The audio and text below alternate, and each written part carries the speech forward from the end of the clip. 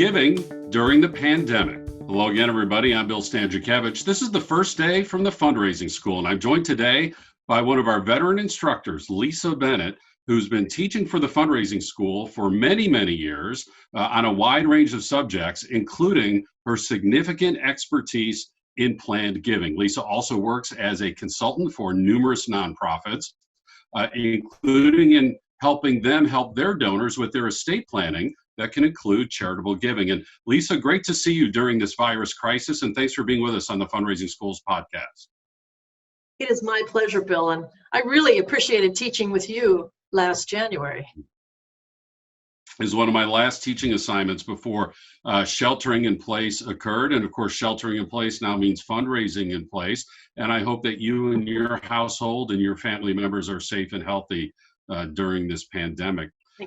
Lisa, one of the questions we've received often at the fundraising school, one of the questions we've received often since mid-March from fundraisers is how they should approach planned giving during this virus crisis. So before we get into that specific advice, if we could just take a step back, and if you could just, again, help all fundraisers understand that regardless of their subsector, regardless of their budget size, why should planned giving always be a part of their fundraising strategy? Well, that's a great place to start because it lays a foundation. Planned giving is a way that donors can do more than they generally can during their lifetimes. So it's from a selfish point of view, from the organization standpoint, you don't want to be leaving money on the table. You want to definitely have planned giving as part of your one of your techniques, as long as your organization has some track record, some history, and a future. So that, to me, is one of the main reasons, is that donors can give more than they could generally give during their lifetimes. It also is a way of connecting donors to the longer-term future of your organization. When they give to your annual fund, they are supporting your current programs. And they love doing that. They love hearing the stories that you send to them or tell them about the successes and the people you've helped.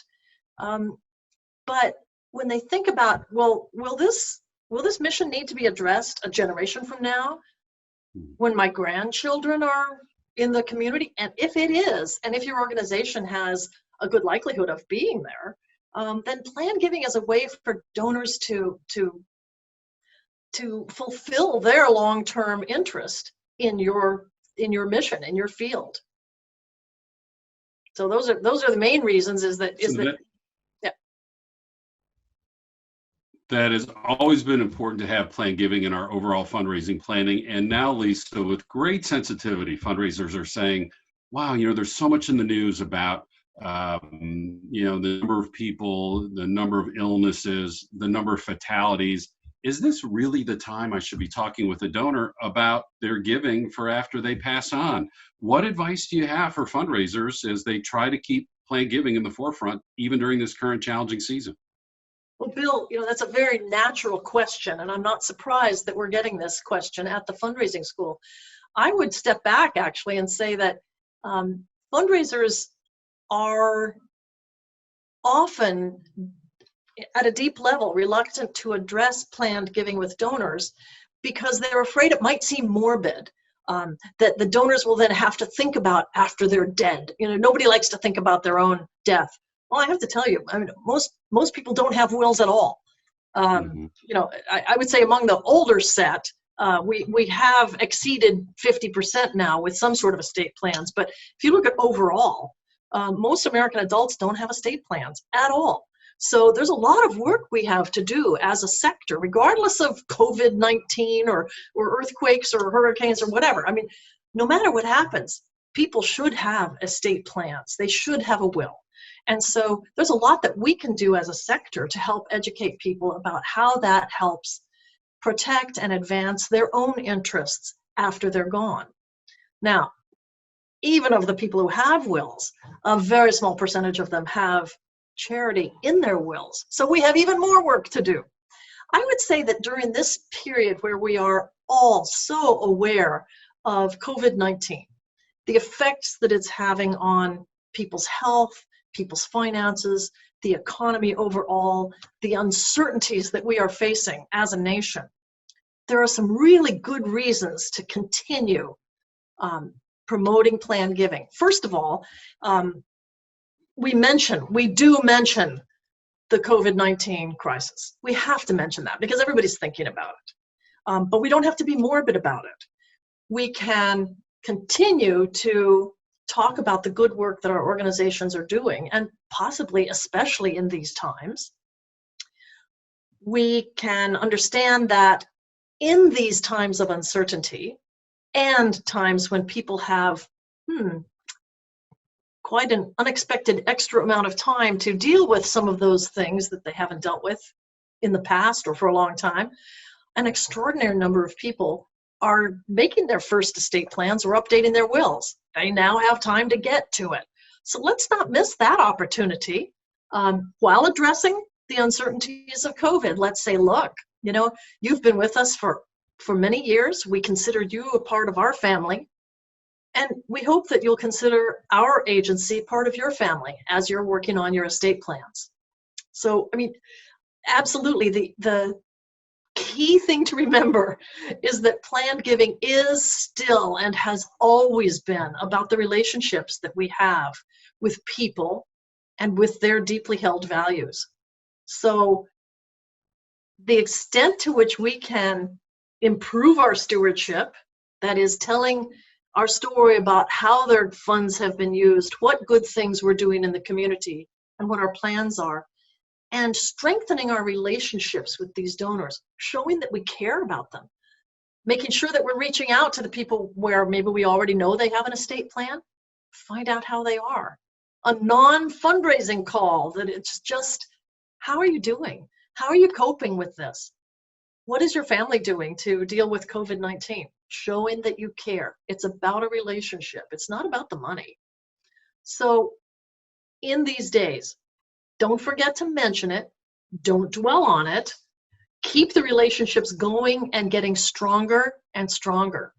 Just don't back away. Don't avoid somebody just because times are uncomfortable and uncertain.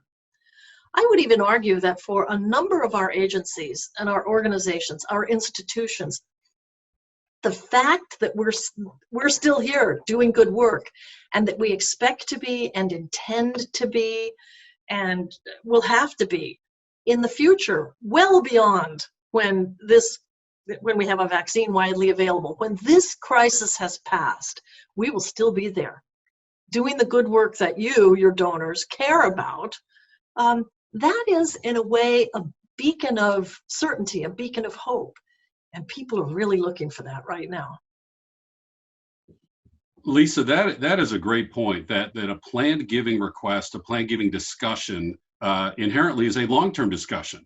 That's very hopeful right now, that the nonprofit will be around after this crisis is over. And also, oftentimes in the news, we read the story about the planned gift from the person the nonprofit had never heard from before, and wasn't it a big surprise? But isn't it true that most planned gifts are from our longtime donors?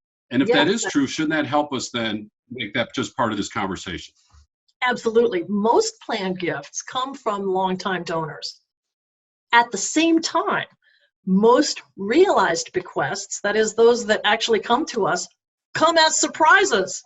So even though they were our long-time donors, we may not have known that we were in their estate plans. Well, I find that to be constantly amusing. That is just so funny that we don't know. Maybe it's because they're reserving the option to write you out of their will if they want to in the future. And if you know about it, then it's less likely that they're going to write you out of it.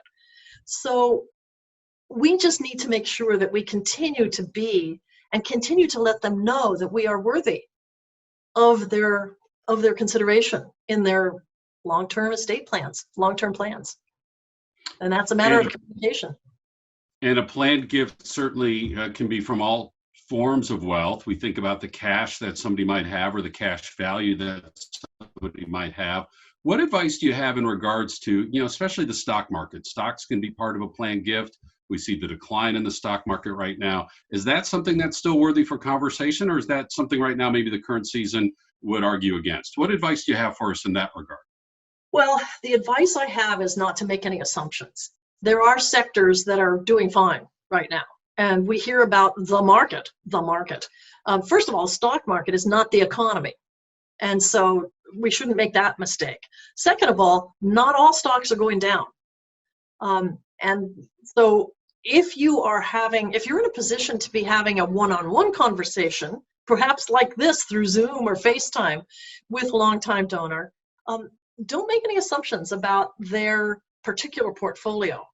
Personally, mine is down, but it's not down as far as it was, and it's not down as far as it might be. And if I were actually trading in individual stocks, and many people do, I might actually have some appreciated stock right now. So don't make any assumptions.